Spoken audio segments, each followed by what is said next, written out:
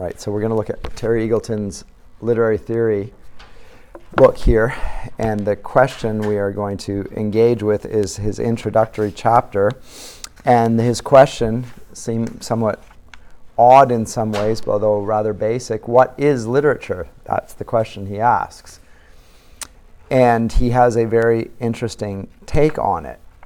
And he gives a sort of a general discussion at the outset. And the attempts that have been made to define literature. And so one of them that he uses is that of imaginative writing, which is, I think, fairly common. So I don't think he's off base in that.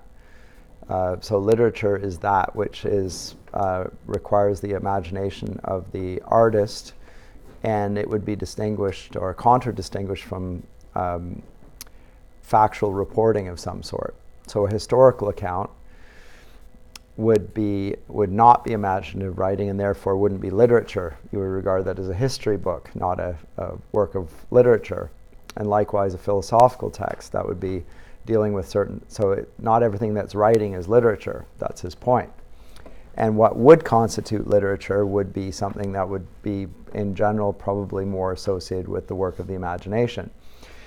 That idea doesn't go back beyond the late 18th century. That's the Romantics' idea of literature. We saw that last semester when we looked at Wordsworth and Coleridge and Keats, and we could have included Blake, Shelley, and Byron. They all speak to the word imagination. It becomes a really important concept for all of them, but it doesn't really, you don't see it in many of the theorists that we read before that.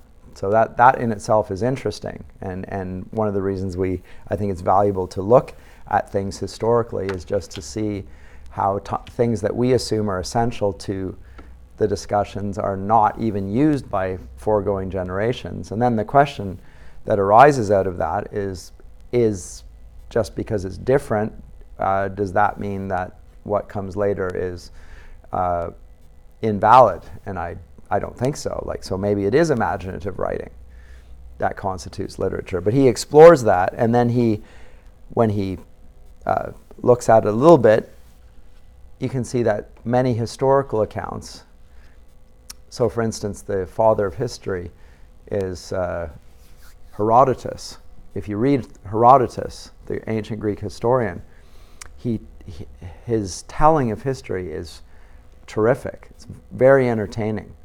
And Thucydides likewise, more factual, but he gives whole long speeches that are preserved so fantastically that you feel like you're there. And he wasn't there to hear the speeches being recounted, he's recounting them himself. So there's an element of imagination on his part that's gone into the telling of the history. Would these be regarded as literature then? Because they're imaginative, and I think you would, on that understanding, call them works of imagination. Well, then what do you do with the Bible? Because Blake calls the Bible the great code of Western art. And I think it's an enormously entertaining book, among other things. Well, not only entertaining in the sense of laughter, but in the sense of it can be compelling, the stories. And not just here or there, but it's a very readable book, a very deep, profound, rich. Does that mean that it's not factual? If we're going to say the imagination, so the fiction versus the factual, does that mean that the Bible is a work of fiction and therefore that doesn't have any historical, it's not trying to give a historical account of things? So these questions start to arise when you use this term imagination and relate it to literature. And I taught the course the Bible as literature, so it pushes into that field. So he's raising interesting questions, I think. And even when you get into the word literal, which is used all the time, I mean that literally. No, he literally, and people throw it in there like salt and pepper into their conversation. No, literally. What do they mean by literally? It's not literally clear to me what they mean. My daughter uses it, and so often that I sort of mock her, and she doesn't like it. And my son thinks it's great fun, and then he does it, and that makes it even worse. So he dismisses that because a lot of what is made up we don't call literature as well. So Superman, comics, a lot of stuff that is clearly never happened and is an imagined world, we nonetheless do not regard as literature, and probably rightly so. It's certainly fictional, but it's not what we would deign to call literature. At least I wouldn't. And I think in general, I mean, some people object, but in general I think it's accepted that literature doesn't include, just because it's fictional doesn't make it literature. So what is it? So then he goes to where literary theory really begins in the 20th century, which is with the Russian formalist school. And the Russian formalist school, which he describes very, very briefly here, but I think quite helpfully, is involved. Its definition is language which draws attention to itself.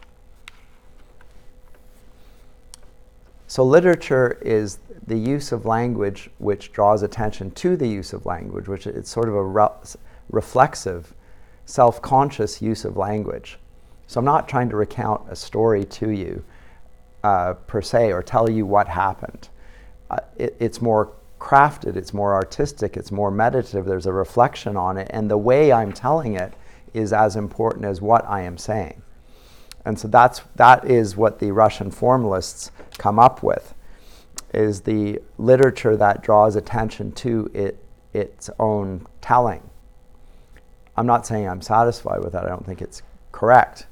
And we're going to find that in some ways this becomes very problematic. But it does say something helpful here, I think, because a literary text, it's not just what it tells, but how it tells it that certainly makes it a literary text. So the account of, I'll give an illustration, of the Trojan War, which was at one point, interestingly, questioned whether it ever even happened.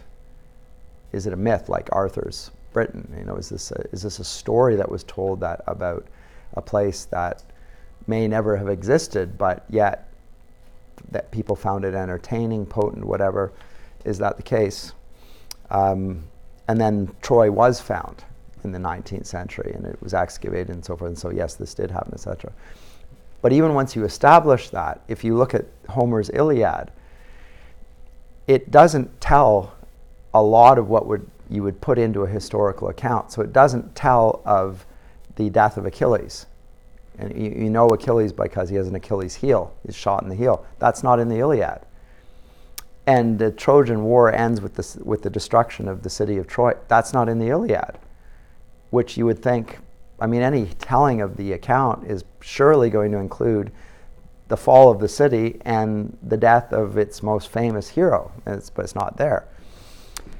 So it's the telling of this tale of the Iliad which makes it a work of literature. It's how it's told, how it's woven together.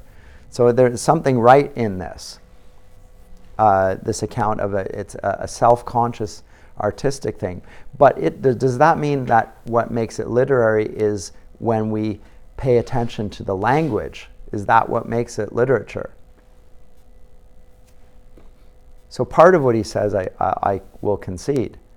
It's not just simply a factual blow-by-blow account that includes everything. That's clear. And it is more self-conscious in how it tells things. That is also clear. But does that mean what the formalists say, which is that literature is that species of writing that makes us look at writing? That, I think, goes too far. But I'll read a little extract from it on page 3. He says, the formalists started out by seeing the literary work as a more or less arbitrary assemblage of devices, and only later came to see these devices as interrelated elements or, quote, functions within a total textual system. So devices included sound, imagery, rhythm, syntax, meter, rhyme, narrative techniques, in fact, the whole stock of formal literary elements. And what all of these elements had in common was their estranging or defamiliarizing effect. So in language, we don't normally include meter. So Coleridge defines poetry as metrical language, because people don't usually pay attention to meter when they speak. It's not something that they even seek to do. They might put rhyme in it if they're producing a song or something like that, but even that is they're creating a song at that point. It draws attention to it. And he says that the formalists, the Russian formalists say, the more devices we use, the more we pay attention to the way in which it's being told, and that's what constitutes it as literature. And it estranges us. So this text is a different text than a historical account or just a narrative, right? So so it seems to me that's interesting, at least. And the way that they put it, it has an defamiliarizing effect. Something special is about being said here. Not even the events being told, but how it's being told. So a nursery rhyme is in rhyme. And every child who listens to nursery rhymes is aware that there's something different about the text. And the rhyme is what gives it away. And so then when they think, if you tell them a story that doesn't have it in rhyme, they're not happy with the fact that it's not in rhyme, because they want stories to have rhyme. And all poetry should have rhyme, they think. They like that. So it's that defamiliarizing effect. But I would say in addition to that, the fact that there's a harmony in it, that's what the kids really like. It's not that it's defamiliarized, it's that it suggests a harmony as well. But that's not their observation, that's mine. But so I'll go on. What was specific to literary language, what distinguished it from other forms of discourse, was that it, quote, deformed ordinary language in various ways. Under the pressure of literary devices, ordinary language was intensified, condensed, twisted, telescoped, drawn out, turned on its head. It was language made strange. And because of this estrangement, the everyday world was also suddenly made unfamiliar. And so they speak about that. So this is what literature is then. It's language that makes us look at the world differently. And that's interesting, because it forces us to do, because the language makes us think about the use of language, because we don't speak this way, we don't write this way, but they are, and so then we think about the mode of presenting it. So we're drawn to, and if you want to go back to that model I spoke of last semester, or that template of thinking about the course in terms of the four causes, they're interested in the instrumental cause.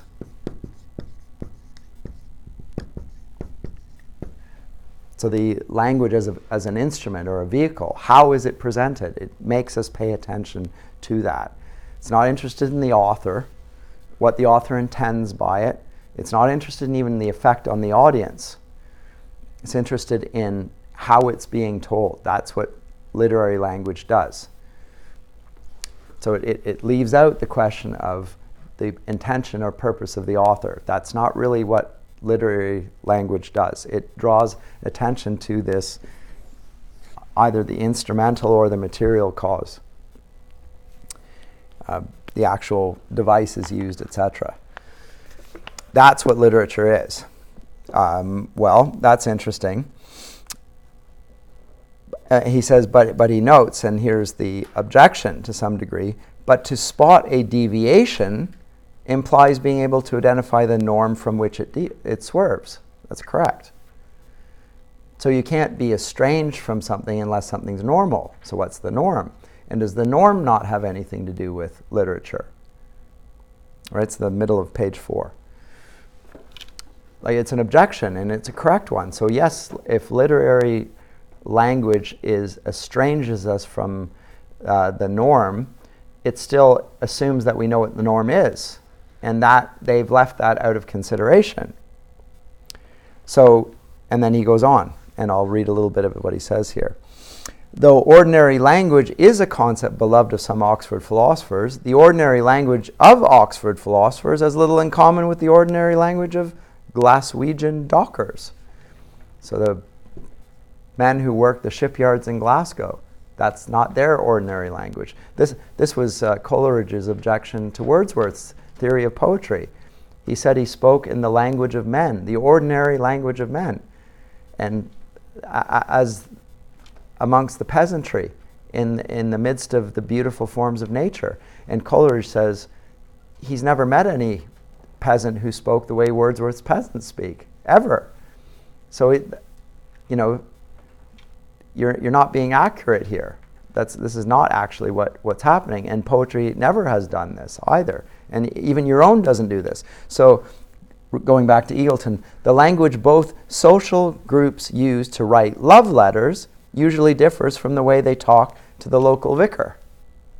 So the idea that there is a single normal language, a common currency shared equally by all members of society, is also an illusion. Any actual language consists of a highly complex range of discourses differentiated according to class, region, gender, status, and so on, which can by no means be neatly unified into a single homogeneous linguistic community. One person's norm may be another person's deviation. And he says, even the most prosaic text of the 15th century might seem poetic to us because of its strangeness. Right? We read old texts and that sounds poetic to us because it's the way it's. So he's allying himself to the Russian formalist to some degrees there. My question on this is this a fair argument? I mean, it's not that you can't see his point, because he has a point. But does that mean that there are no norms? So we'll grant that what he's saying and what the Russian formalists are saying about literary language to some degree, drawing our attention to the way the story is told and not just what it is telling, is true. I'll grant that. There's something about that seems right. But does that mean that there is no norm that the stories are playing upon? Eagleton suggests that it is so. I think that he is making a fallacious argument, or an assumption that's unwarranted, rather. Because I don't think it works unless there is a norm. So we can grant that people speak differently in different contexts. I speak differently to my wife than I do to my class, than I do to my boss, than I do to my whatever, than I do to somebody on the telephone that's interrupted me or whatever. I mean, yes, you speak differently than you do small children and all of that. Yes, there's a different, and so there are different norms in that sense, but are those actually, is that what we really mean by a norm? Whereas he's, my sense, Eagleton here, and I said to you, Eagleton was a Marxist when he wrote this initially. So maybe we should dig down a little bit on what that will entail. That means he's a materialist. And that material well-being, material wealth, he thinks ought to be equally distributed, and that there's been an injustice in the material distribution. But ultimately, when you dig down Marx's materialism to its roots, it comes down to his view of the nature of reality. And it's very interesting to me that Karl Marx wrote his doctoral thesis on a Greek philosopher by the name of Democritus, who believed that the ultimate reality was an atom, and an atom is an undividable thing. The smallest possible thing, it was undividable. If you read the Greek pre-Socratics, they thought, what is this, the basic substance of all things? Heraclitus thought it was fire, Parmenides thought it was being, there was a variety of suggestions. Democritus thought it was an atom, but that means it was a material thing, so he's a materialist. And if that's the essential nature of things, or its basic nature, then there's no norm there, because everything's just an atom. There's no hierarchy, There's no structure. There are just, things all over the place. There's no pattern to it, nothing. I think that's the tendency of Marxism and its hostility towards hierarchy. They think that it's an ideological imposition which contradicts the basic norm of reality. Well, what is the norm? Well, it's a material atom.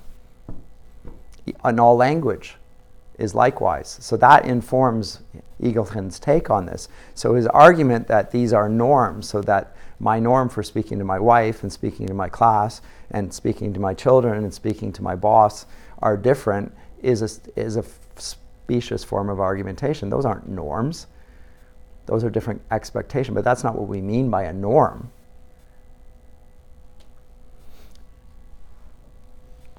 Certainly not what Shakespeare regards as a norm. Shakespeare regards the universe to be a hierarchical one.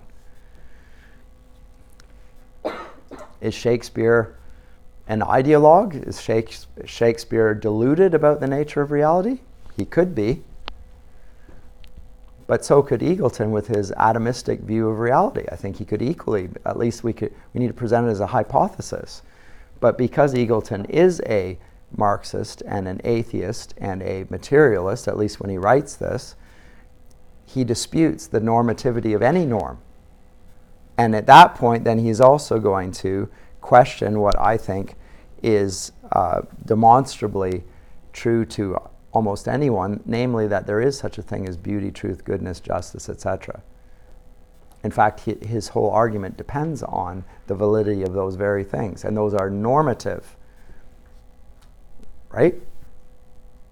Because the whole concept of Marx's concept of injustice depends on that there is such a thing as justice, right? But justice is not a material thing, and yet he regards it as normative. And therefore, to deviate from it is to, in some ways, be transgressing, doing something that's wrong, a wrong that needs to be rectified. And literature, furthermore, I would say, which he leaves out here, isn't only imaginative, it's beautiful. It's delightful. And the idea of beauty and delight, to some degree, is in the eye of the beholder, but nonetheless, that doesn't explain what we actually experience. Why is Shakespeare so widely loved in so many countries and so many cultures for such a lengthy period of time? Same with Homer, I would say. When you read Homer's Odyssey and his Iliad, or some of the great texts of the past, Milton's Paradise Lost, is it really just because it's a strange way of telling things and looking at things that we continue to read it? I don't think so. I think that's a bunch of bollocks, to use a British term.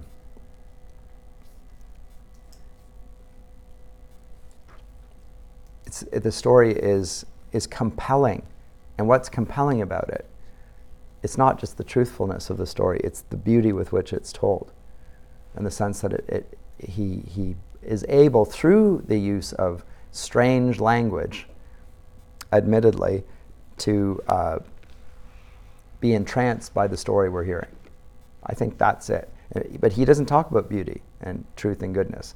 He also doesn't talk about these things that can't be reduced to a material concept. So when he debunks the idea of normativity here, first of all, he contradicts himself, because he's talking about the normativity of no norms. But secondly, he's also going to appeal to the injustice of having an idea of literature which is exalted. It's a better form of writing. It's something that we want to read and preserves or represents a highly cultivated understanding of the world, which not many people are capable of presenting. And that's why we praise them. We praise the Homer and we praise the Milton and the Shakespeare. And we read them rather than reading what I write or what you write. So those things. But he says for the formalists, literariness, going back to the formalists, because he's still trying to present their view, literariness was a function of the differential relations between one sort of discourse and another. It was not an eternally given property. I don't think he's incorrect. That is what the Russian formalists thought. It was the differential relationship between them. And that was it. Differential without any value judgment being appended to it. It's just different. And if that's all that there is to it, I think it's a remarkably stupid theory. Because the idea that this is different than that is redundant. I mean, of course it's different than that. I mean, unless you're a monist and you think that everything is one. Like if you really think that all is an emanation of the one thing, then of course, that's fine. If you're saying that these things are different, okay. So they presumed that making strange was the essence of the literary. And it was not just that they relativized this use of language and saw it as a matter of contrast between one type of speech and another. But how about this? And here he presents an objection to it, or another way of looking at it. But what if I were to hear someone at the next pub table remark, "This is awfully squiggly handwriting"? Is this literary or non-literary language? As a matter of fact, it is literary language because it comes from Knut Hamsun's novel Hunger. Okay. That quote comes from that, so it is literary language. He's playing around with things here. But how do I know that it is literary? It doesn't, after all, focus any particular attention on itself as a verbal performance. One answer to the question of how I know that this is literary is that it comes from Knut Hamsun's novel Hunger. It is part of a text which I read as fictional, which announces itself as a novel, which may be put on university literature syllabuses and so on. So the context tells me that it's literary. But the language itself has no inherent properties or qualities which might distinguish it from other kinds of discourse. Again, this is a specious form of argument against the Russian formalists. They're not saying that just because it's in a novel and that's a work of fiction that it's literary language. So they're literary language within works of literature. Not everything within a novel is going to be particularly literary. Some of it's going to be matter-of-factual, but the literary things are probably the devices. I think he's being unfair, actually, to the Russian formalists here. It's when figures of speech are used, schemes and tropes, such things, different types of sound. That's when it's literary. That doesn't mean that the whole of what we call a work of literature needs to be literary in the sense the Russian formalists use it. So I think he's being rather unfair to them. And his whole discussion, and this is why Eagleton is much loved, is because he comes up with terrifically funny illustrations. I think he's a witty man. But say, I'll pick up his page 5 again. To think of literature as the formalists do is really to think of all literature as poetry. I don't think that's fair, because prose also works that way. But he does note that when the formalists come to prose writing, they often simply extended to it the kinds of technique that they used with poetry. Anyway, so that's the one. How about another type? And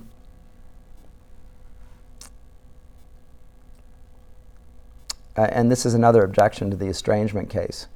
He says, there's no kind of writing which cannot, given sufficient ingenuity, be read as estranging. So, for example, in the London Underground, it says on a sign, dogs must be carried on the escalator.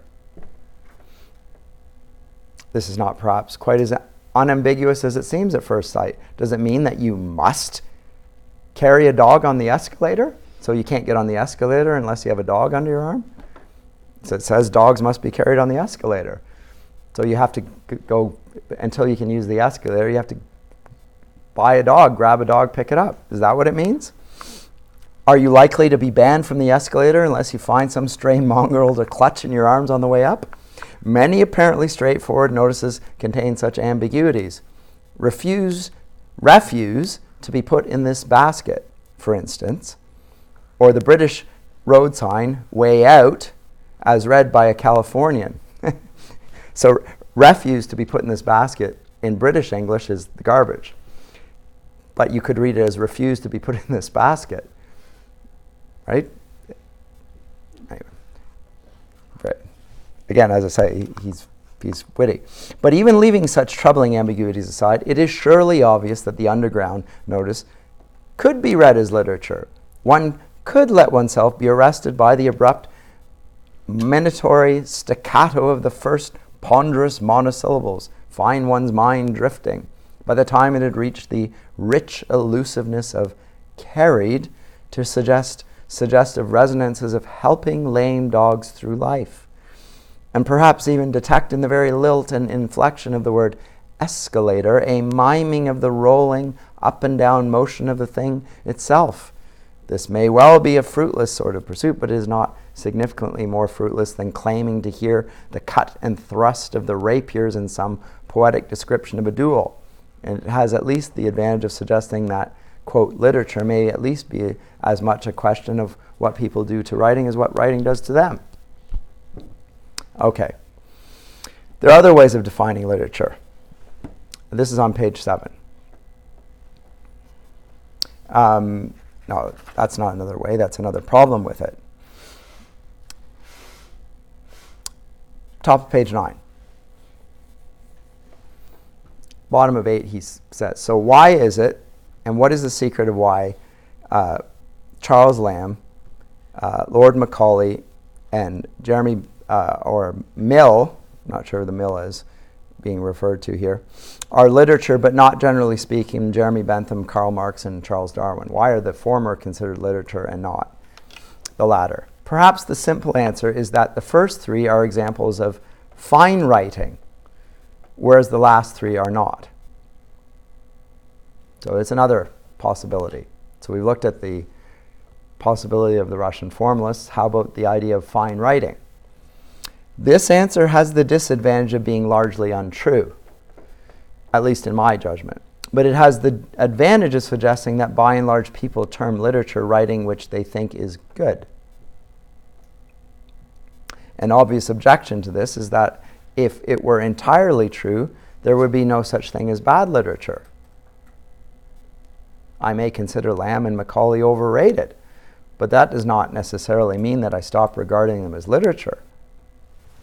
You may consider Raymond Chandler, the detective novelist, good of his kind, but not exactly literature. On the other hand, if Macaulay, the historian, were a really bad writer, if he had no grasp at all of grammar and seemed interested in nothing but white mice, then people might well not call his work literature at all, even bad literature.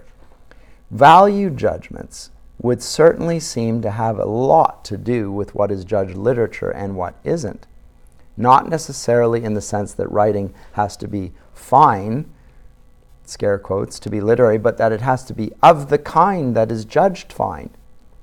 So I'll backtrack a little bit. You remember, or you might not remember, and if you weren't in the class you won't remember, I talked about, when we talked about Horace and his Ars Poetica, the art of poetry, about the influence of the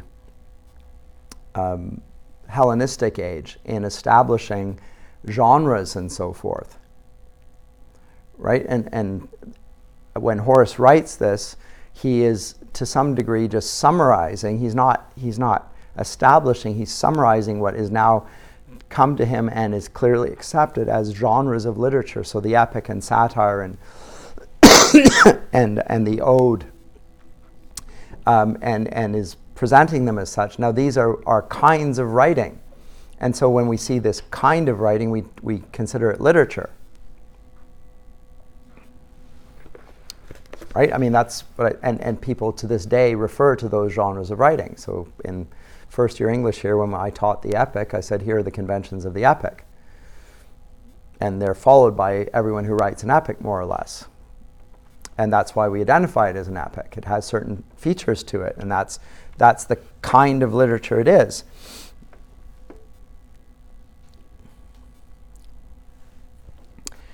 So nobody would bother to say that a bus ticket was an example of inferior literature, but someone might well say that the poetry of Ernest Dawson was. I don't even know who Ernest Dawson was, I'm afraid. But the term fine writing or belles lettres is in this sense ambiguous. It denotes a sort of writing which is generally highly regarded, while not necessarily committing you to the opinion that a particular specimen of it is good. That's true. So if somebody writes an ode, I consider that a literary form, or an epic. It is literature. But that doesn't mean I think it's good literature. But it is literature, though. I think when you start writing in a particular genre, it does commit you to being considered as literature. Whereas realistic fiction is hard to distinguish it from just simply a factual account. And then it becomes less literary. It's a feature of the 19th century. It's a type of literature for sure, but it almost breaks the notion that literature has a genre and genre is important to it, and it's a normative consideration.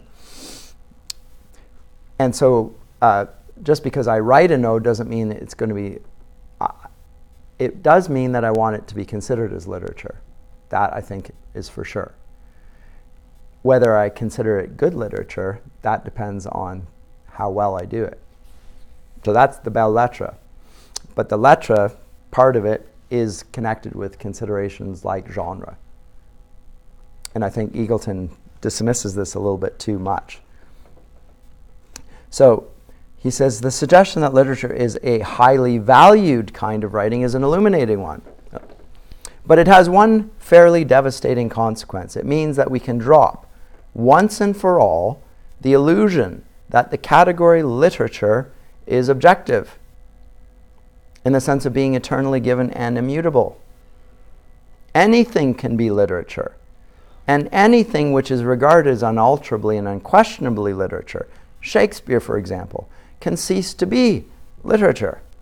Any belief that the study of literature is the study of a stable, well-defined entity, as entomology is a study of insects, can be abandoned as a chimera. Some kinds of literature, fiction, are literature, and some are not. Some literature is fictional, and some is not. Some literature is verbally self-regarding, while some highly wrought rhetoric is not literature. Literature, in the sense of a set of works of assured and unalterable value, distinguished by certain shared inherent properties, does not exist. When I use the terms literary and literature from here on in this book, then I place them under an invisible crossing out mark to indicate that these terms will not really do, but that we have no better ones at the moment. So he's going to use the word literature because he has nothing better to call it, but he doesn't actually believe that such a thing exists. Okay, so what's the species of argument that he's using here? Now, if you're with me in the C.S. Lewis class, he is using a variation of the view of literature that was presented by Gaius and Titius in The Abolition of Man, in Men Without Chests. We can drop the idea that what is considered to be valuable or beautiful is in any way objective, right? It's the same species. He's debunking the very notion that notions of beauty, goodness, truth, things that are valuable, have any objective nature. That's all he's doing here. Just want that to draw that to your attention. Now he continues to use the word literature because he's a professor of literature, and guess what? If he really says that there's nothing there, then he is out of a job. So he's a parasite within the academy, teaching literature, and he is disabusing people who happen to love what they were reading and getting them to question why they love it. And then there'll be agendas for that, and base motives will be imputed. And we'll come to, then he will give his historical account. But note right there what he's done. And that's exactly what has happened in that one paragraph. So the idea that the definition of literature is highly valued writing is not a stable entity, is that value judgments are notoriously variable. Oh, so people disagree on value judgments, therefore they cannot be objective. Put that to your philosophy. Profs, let them rip it apart for you. If people disagree, then it can't be objective. We'll deal with this not in this class. We'll deal with it in C.S. Lewis' class. But I mean, read it in Mere Christianity, or go to Plato. See what Plato says about these sorts of arguments. This is embarrassingly shallow. Written by a very clever man, I think. But the idea that because people disagree on what is valuable and what isn't valuable makes the idea that there's no objectivity, proves that there's no objectivity, is a very, very bad argument. And again, the response to him is read Lewis's The Abolition of Man. Look at what he says about the Tao. Look at what he says about education and the history of education and how it was connected with what I yesterday talked about, the thumos, the spirited element, the moral nature, which all major religions acknowledge. And that's Lewis's retort. What's the objective defense of the moral nature of humanity? The fact that it's been recognized by humanity historically, across cultures, throughout all ages. Eagleton disputes that. And he does it with the fervor of a moral reformer, I will add further, so to further undermine his case. He regards it as valuable to debunk value. But let's go on with his argument here. The reason why it follows from the definition of literature as highly valuable writing that is not a stable entity is that value judgments are notoriously variable. Times change, values don't, announces an advertisement for a daily newspaper, as though we still believed in killing off infirm infants or putting the mentally ill on public show. That's quite a striking statement. Do we not still believe in killing off infirm infants? I thought. So this was written in the early 1980s when socially in Britain this was not acceptable. Well, in 2020, I think they kill off infirm infants. They just do it in the womb.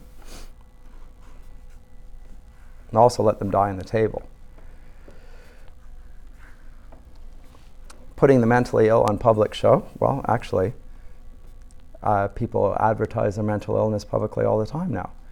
They're not put on a stage for people to laugh at, that's true. But still. But again, his example is tendentious. It doesn't demonstrate everything he wants it to say. But just as people may treat a work as philosophy in one century and as literature in the next, so for example, Rousseau or Voltaire, both considered philosophers, but in philosophy departments in North America and even on the continent, they're not considered philosophers. And they're considered important writers and influential writers, but not really philosophers. But just as in one century philosophy is considered this and as literature in the next, or vice versa, so they may change their minds about what writing they consider valuable. They may even change their minds about the grounds they use for judging what is valuable and what is not. This, as I have suggested, does not necessarily mean that they will refuse the title of literature to a work which they have come to deem inferior. They may still call it literature, meaning roughly that it belongs to the type of writing which they generally value. But it does not mean that the so-called, in scare quotes, literary canon, the unquestioned great tradition of the national literature, has to be recognized as a construct fashioned by particular people for particular reasons at a certain time. There is no such thing as a literary work or tradition which is valuable in itself, regardless of what anyone might have said or come to say about it. Value is a transitive term. It means whatever is valued by certain people in specific situations according to particular criteria and in the light of given purposes. It is thus quite possible that, given a deep enough transformation of our history, we may in the future produce a society which is unable to get anything at all out of Shakespeare.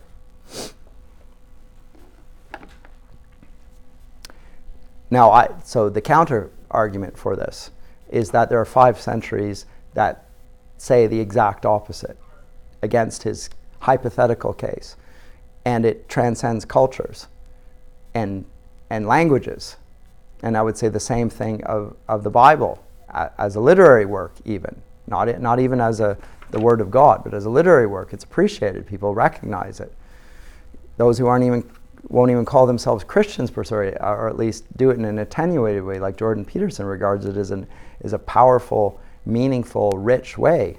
Blake calls it the great code of Western art, as I said. And in general, that would be how the Bible was seen up until very recently. But Homer has been regarded as the great father of literature in the Western tradition from the very beginning. Likewise, Virgil and so forth. So this speaks rather against his hypothesis that value is a transitive term in the sense that it changes. And so you might want, for the sake of argument, to grant him that Shakespeare might one day not be regarded as literature. But until such time as it isn't, I think it's a stupid hypothesis. It's an absurd hypothesis.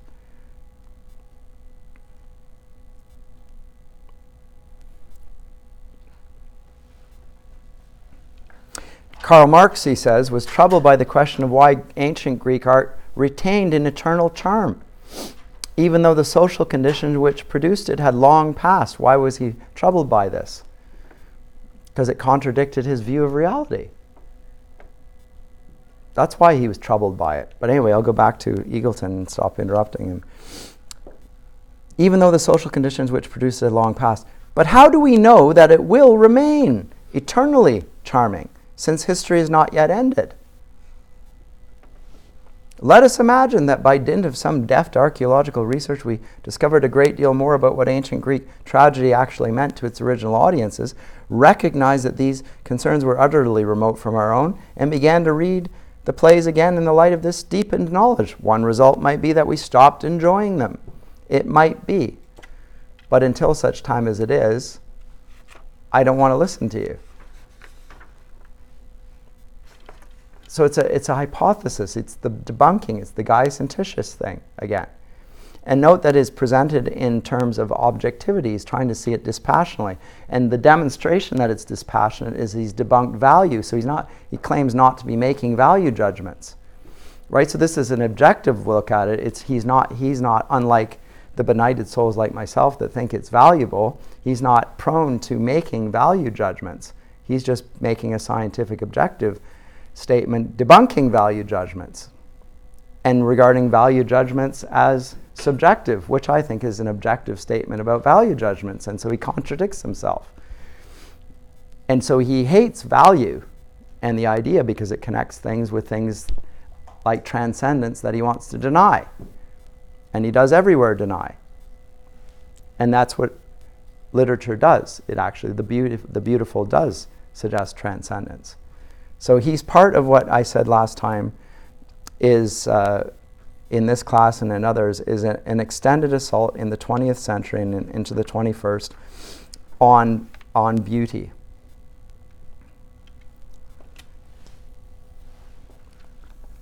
I don't buy the argument.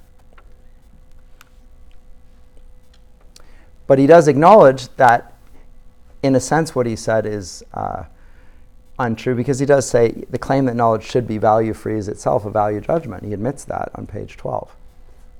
So what then? He can live with that. So it's not possible to refrain from making value judgments. What he is asserting, however, is that there's no objectivity to such value judgments. So avoiding value judgments is impossible, he admits. But when we do it, there's nothing that will validate one value judgment over another. That's where he and I differ. Right? We can't avoid that. And even the judgment that value judgments are, as he says here, value judgments are not the idea that value judgments are avoidable is a sort of a value judgment. Anyway.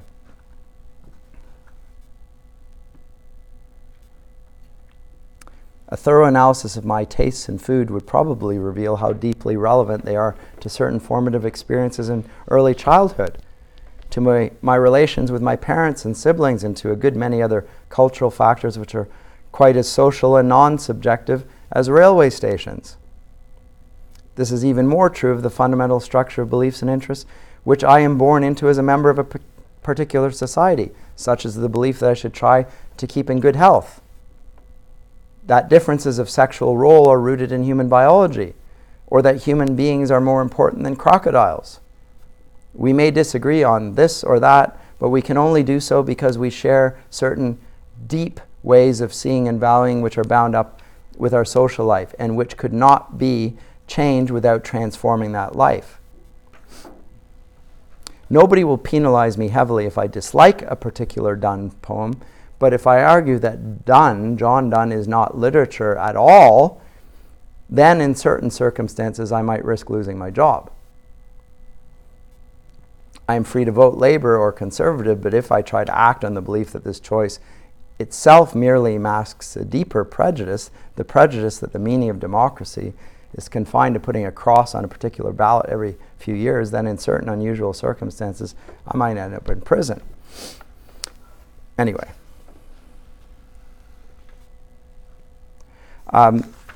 His opening gambit here, I think, is interesting and yet largely dancing around all over the place. But he has, despite his apparent objectivity, he has laid out his own position, and it was, as I say, on page 9.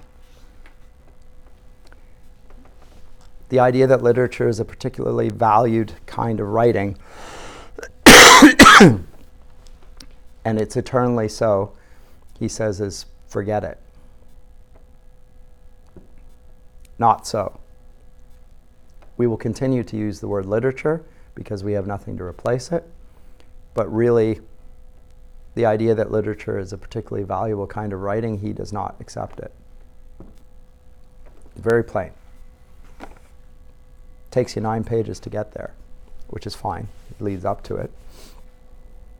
But that little admission there, you need to read the rest of what he says in the light of that. And this is what I note marks the, and this is why literary theory, when it came into the academy in the 60s and 70s, received such strong objections. These are people within the very departments of literature who seemed to most hate the thing that they were studying. Why they would do that, who knows? But they inculcated a contempt for the very thing that was being studied. And why that is, I have my own conjectures on why that would be so, and you could probably guess them yourself. It was probably because they wanted to see literature as a form of propaganda. And the reason why they wanted to do that is because they wanted to present a different form of propaganda, one that was at odds with the historical view of human nature that he just enunciated there. What were those?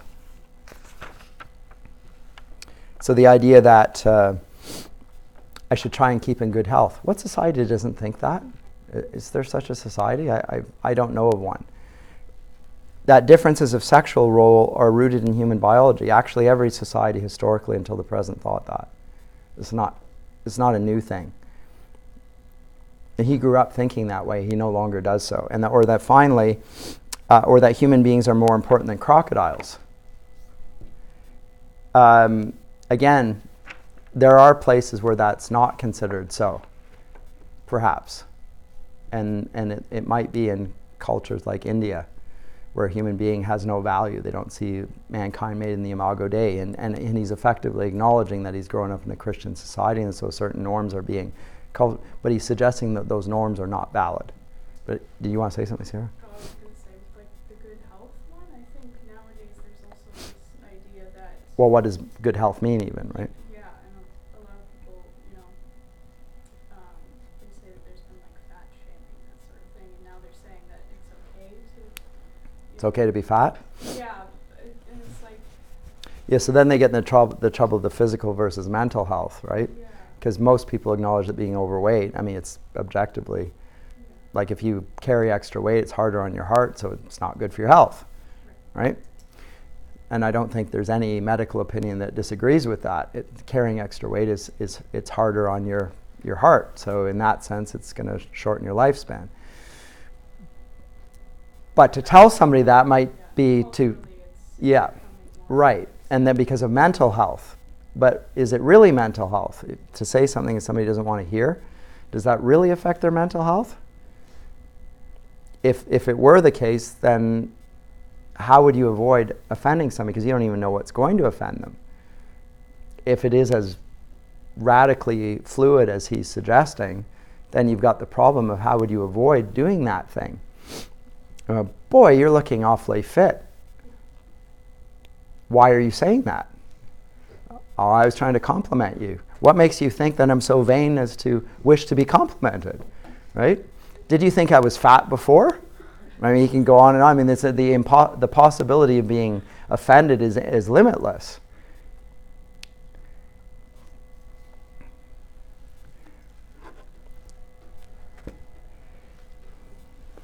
I took that as a sexual comment. I feel assaulted. I'm going to press. I mean, you could write the limit.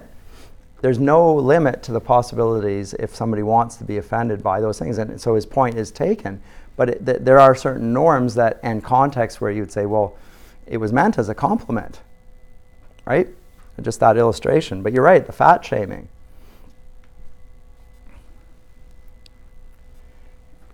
I think that does exist, by the way. I do think people actually do use language abusively like that. I'm not saying that it isn't.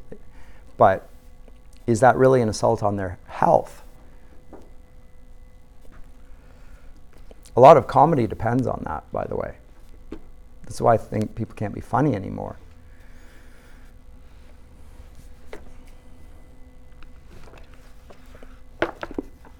Comedy is almost always offensive, and it's offensive to the object of the mockery. That doesn't mean the audience doesn't laugh. And there's value to that. And is humor inherently denigrating? Or is there, within that, to some degree, and there are different degrees of comedy even within Shakespeare. There is the sort of slapstick humor and the body humor, the fart humor, the Dumb and Dumber type humor, and then there's the higher comedy and the plays on language that you see in Shakespeare's, depending on the social class. Well, all of these are types of humor. When you combine them, there is a sort of recognition, at least amongst Shakespeare, that he's not really denigrating the working classes here, that they're having fun. And the audience is having fun at watching Dumb and Dumber without thinking that those are subhuman people. They're part of the human family. And so there's a gentle, and you see that displayed within the works, that the kings will condescend to watch the plays of the commoners in Midsummer Night's Dream and that sort of thing. So there's laughter, so it's pointing out something, and yes, these people are not very bright, and so that's funny. But that doesn't mean that we think they're not human. Whereas today, to be offended is to immediately move into the I'm being dehumanized.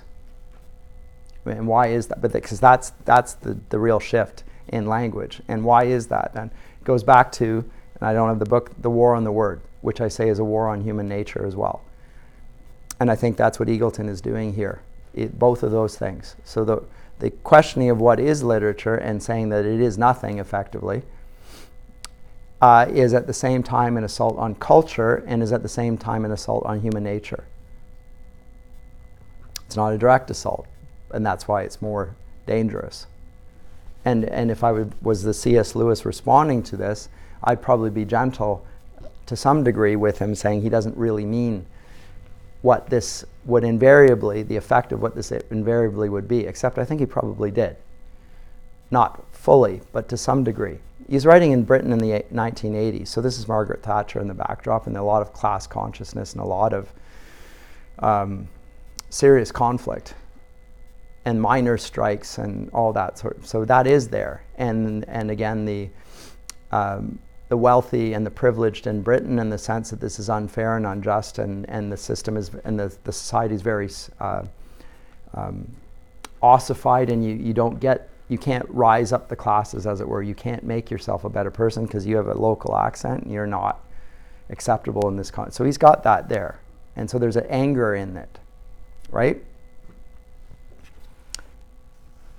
Anyway, but anger is the motivation for a lot of literary theory. Nowadays, historically, I don't see it.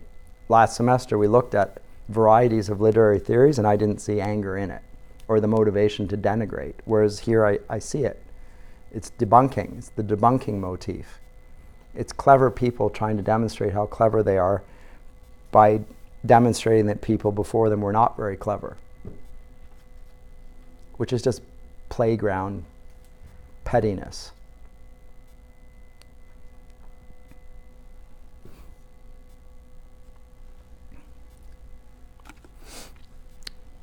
Now, this is not his work on Marxism. He does have a work on Marxism, and we'll find it. I don't think I need to look at it, but later on, and when I say later on, in the 2010s, Eagleton comes back to his Catholic beginnings and suggests that actually maybe there's something there after all. Maybe I'll link you to an essay that he writes on it. It's very interesting. And also, he does a delicious takedown of Terry Eagleton, of what's his name? Richard Dawkins. It's really fun. Because one thing he does well is mockery. Eagleton does mockery really well. And the British are very good at this. I mean, it's really good mockery. Great deal of satire and Britishness seem to go together. It's a terrific satire. Just tearing them apart. And you're laughing out loud at the object of the satire. And that you can't help it. And Dawkins, who's quite sharp-tongued himself, and he's clever and he's a good writer, is not so good at it because he's too angry. You got to tear without losing your temper, and he loses his temper in these things. So we'll leave it at that. Comments or questions about that? What is literature? But I think when you compare what he says literature is and look at what we saw last semester, there's quite significant gulfs there. And the idea to debunk it altogether is an extraordinary maneuver. When you consider, let's look at the Renaissance critic, and what his view of what literature is. So, for instance, the aims of literature are to teach, to delight, and to move. What does Eagleton say it is to do? It's just to teach. Delight's gone. Why is delight gone? Because it's part of beauty, and he debunks beauty because it's a value. Right? So it's now just teaching. And teaching without delighting is just educating. But in what sense is it education? Because it's not educating, if you remember the analogy I used yesterday from Plato's Phaedrus, it's not pulling us up towards heaven. There's the two stallions that are being guided there, the black stallion and the white stallion. I'll link you to the YouTube video of it. But it's not ennobling our minds. And yet, when we look at literature as it's seen historically, that's exactly what literature does. It presents philosophical truth in the clothing of beauty. And again, it tells historical things in ways that make it memorable. And so it combines the best. So there's general comments on human nature that aren't just historically specific. Literature does those things. So Spencer's take, or Sir Philip Sidney rather, in his Defense of Poesy, he talks about exactly that. Eagleton could not be further away from that. But again, this is the textbook which is being used in Western universities. And so that says a great deal. Like if this is and this is often presented in first year English. So you get the literary theory at the front end of your English degree in most universities. And I have strenuously resisted that here. It's been presented probably since I got here. Why don't we do it earlier? Because other universities are. And I say that's why.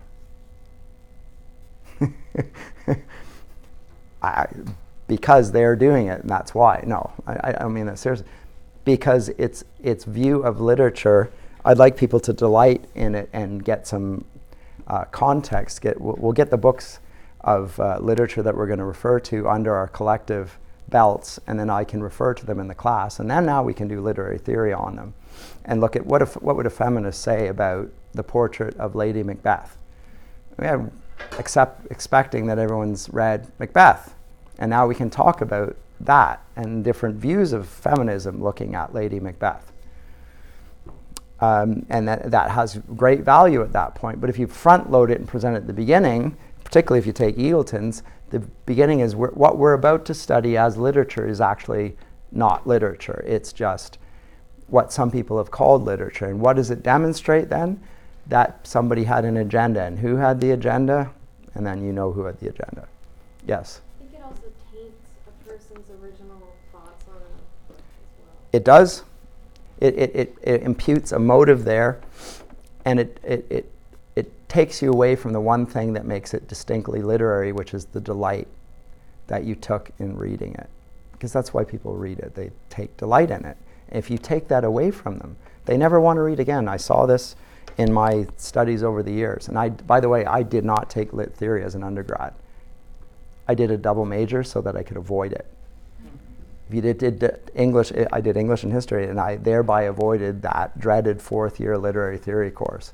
And for my sins, I've had to do it after the fact. But it didn't poison me. I loved literature. I came out of it loving literature, loved reading, still, or even more so. Your comment? Or? Oh, I was just going to say, like Dr. Carter, like the one thing when we go to write our theology papers, he's always like, don't jump too quick to the commentaries. Yeah. No, I totally agree. Yeah.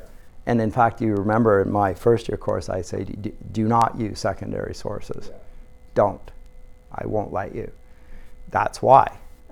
They, believe it or not, you think they're going to help you, and in some ways they will, but they will also harm you in ways that you can't detect. And it's because of the general malaise within the academy, and they're going to talk about things that are actually not really important to literature. Or they are. Rather, there might be some that might help you, but you won't be able to identify who they are. And the most popular are not necessarily the best even. So let's avoid all that. Let's focus on the text, enjoy it. Let's look at the devices and so forth. Why do you enjoy it? Let's talk about that, but let's not look at it with the critical lens quite yet. We have to do that now, and we should do that, and you need to do that before you leave this place.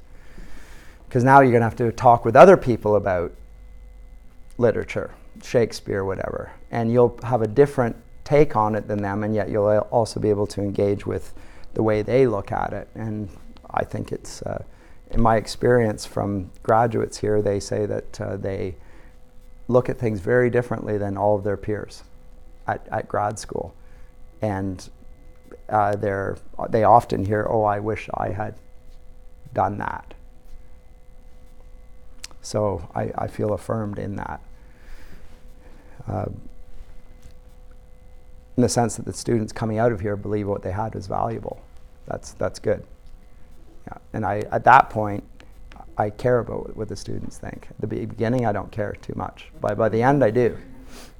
Like now you're in a position to make a judgment. Do you think it's good or not? Not everyone's going to agree that it was, but in general, that's been the experience. So anyway, other comments or questions? So we still have a few minutes here. But it is a very different perspective then. And Eagleton's presenting the Russian formalists there in general. So he debunks the imaginative literature idea that literature is imaginative writing. That's the Romantics' view. I agree with him on that. That's specious. Then he goes to the Russian formalists, and he, to some degree, goes with them. But in the end, really what he's debunking is the very thing that C.S. Lewis responds to in The Abolition of Man. Except it's as if he hadn't read it. And I don't think it's because he hadn't. I think he's a well-read man. I'm not disputing that he's a very, very bright, well-read man. But I do think his tastes were debased. Why, I don't know. Anyway. Other comments? Okay. Well, then we'll pick it up next time. And I can't remember where we go to next class. Can you remind me? What was it? Is it this one? Is it still the rise of English literature? The rise of English? Or is it Bloom on the Western Canada? Okay, so then I need to post that for you. Yes, I'll do that.